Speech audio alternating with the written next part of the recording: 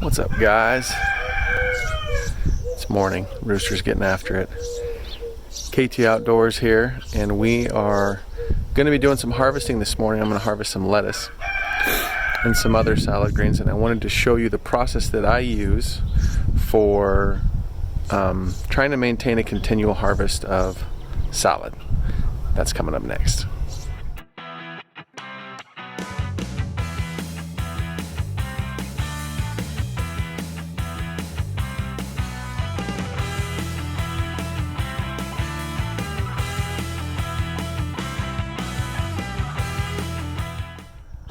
Okay, so if you are like me and you are trying to maximize food production out of your garden, you may have looked at lettuce as an option, and if you didn't, I would highly recommend it. It is late May, like the 22nd, Memorial Day weekend, and we have already harvested a lot of lettuce. And when I say a lot, I mean like a lot. And the irony is that I haven't even harvested very much off of plants that I started myself. We have gotten most of our lettuce harvest, which has been significant, off of just some plants that my wife picked up at Home Depot.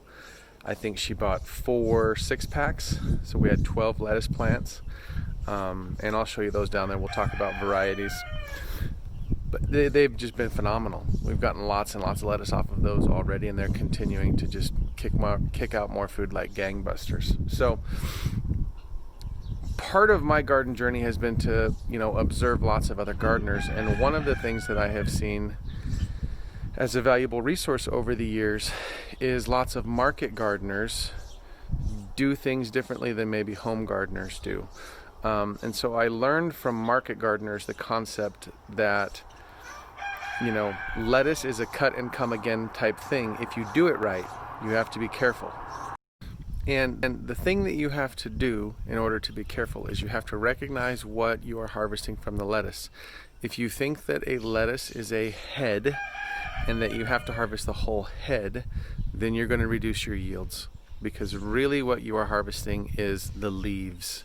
And when you begin to think of it that way, you can extend your lettuce harvest much further into the cool weather spring growing cycle, and then deep into the fall growing cycle once we replant after the weather cools.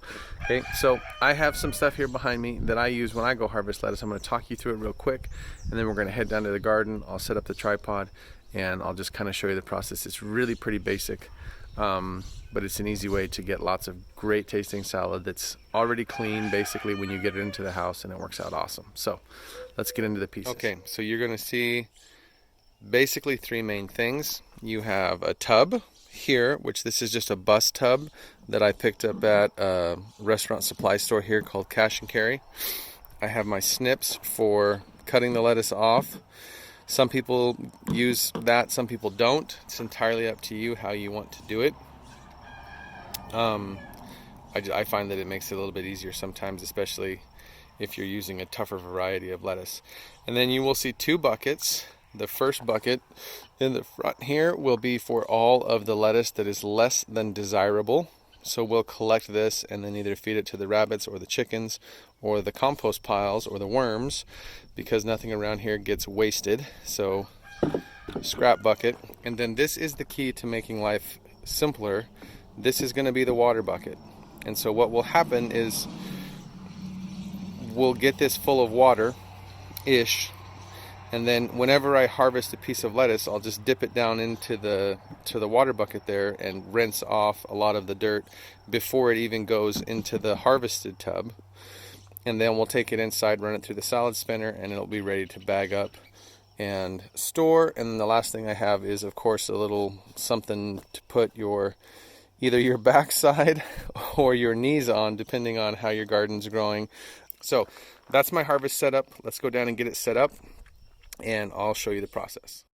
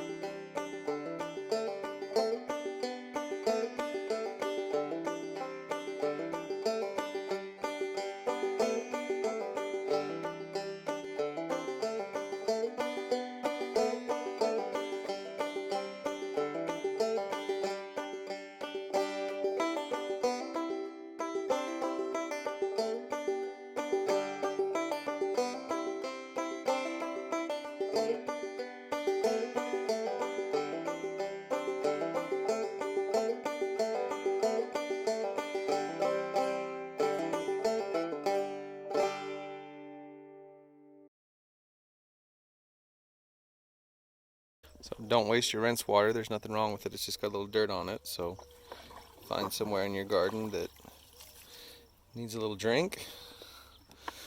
Dump it out, and then you can go rinse out your bucket and start over. If I'm harvesting a lot of lettuce, I'll do that a couple times, just because after a while the water gets a little bit funky. So here we have a tiny bit of an issue, which it's not that bad, but when they planted this cell, two separate plants grew. So we have, one growing over here and the other one right there. Now for this system to work, we need to be able to get all the way around the plant to harvest the individual leaves, which means this is going to get very difficult. So this is the one time using this system that I will harvest the head. So I'll come in here and I'll cut one of these out.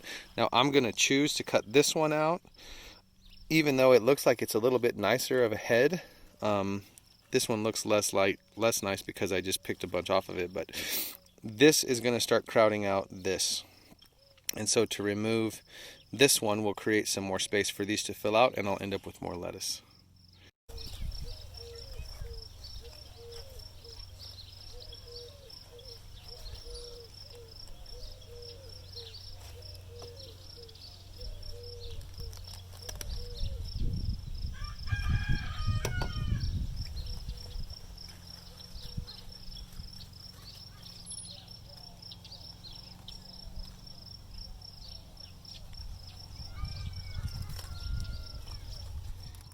If you were wondering why the lid,